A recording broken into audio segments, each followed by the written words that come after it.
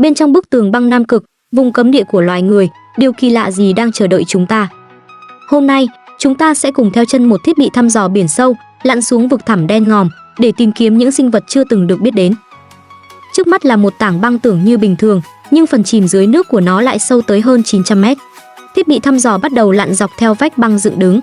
Ở độ sâu 50 mét, nó phát hiện cảnh tượng kỳ lạ, một nhóm cá nhà táng đang lơ lửng trong nước, dựng ngược thân mình để thực hiện giấc ngủ tỉnh táo kéo dài 15 phút mỗi lần, một trạng thái đặc biệt chỉ có ở loài cá voi. Càng lặn sâu, áp suất nước càng tăng. Ở độ sâu 100 mét, ánh sáng từ mặt nước gần như biến mất hoàn toàn.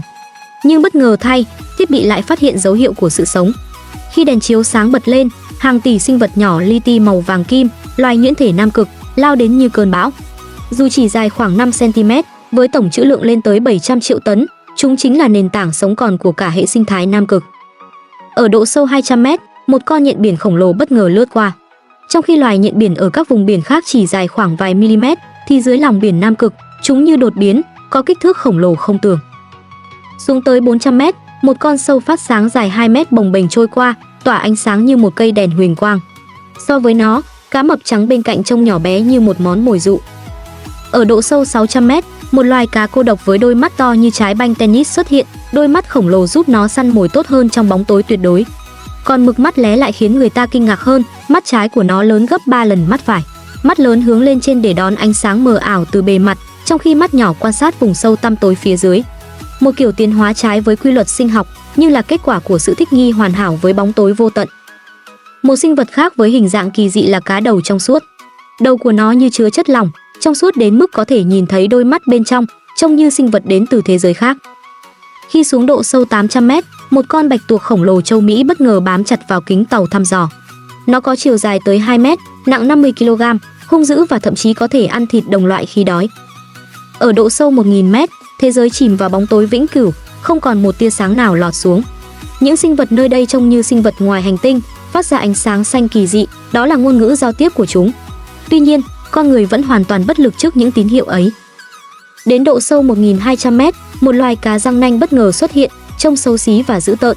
Trên thân chúng đầy những cảm biến áp lực, giúp chúng cảm nhận mọi chuyển động quanh mình.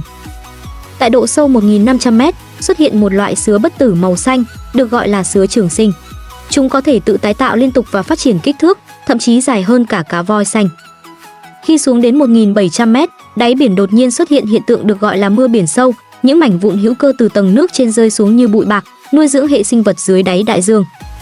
Cuối cùng, ở độ sâu 2000 mét, một con cá mập xám cổ bơi ngang qua. Loài này chỉ cần ăn một lần mỗi năm và được xem là loài cá mập cổ xưa nhất còn tồn tại trên trái đất. Càng xuống sâu, chúng ta càng gần chạm đáy đại dương. Bất ngờ, radar của thiết bị thăm dò bắt được tín hiệu lạ. Trong một vùng tưởng chừng hoang vắng, lại tồn tại một loài cá kỳ lạ chưa được biết đến. Chúng có cái miệng cực lớn, dùng mũi và xúc tu phát sáng để dụ con mồi. Đặc biệt, chúng còn có thể đi bộ dưới đáy biển bằng hai chi nhỏ, khiến người ta nghi ngờ rằng đây không phải sinh vật của trái đất. Ngay lúc thiết bị thăm dò đang di chuyển gần đáy, một dòng khí metan bất ngờ phun trào từ mặt đất.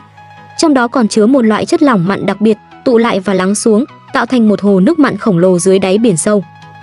Cảnh tượng tiếp theo có lẽ bạn sẽ không bao giờ quên. Ngay phía trước, một hồ nước mặn khổng lồ hiện ra, bao quanh là những cột đá khổng lồ sống tới cả trăm năm, cảnh tượng như bước vào một hành tinh khác. Một vài con cá hiếm bơi ngang qua khiến chúng ta có cảm giác như đang đứng trên mặt đất, chứ không phải giữa lòng đại dương. Khi những sinh vật này từ từ lặn xuống hồ, các nhà khoa học bỗng thấy sợ hãi.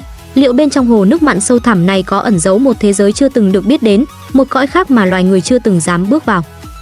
Đăng ký kênh để biết thêm nhiều kiến thức hữu ích nữa nhé!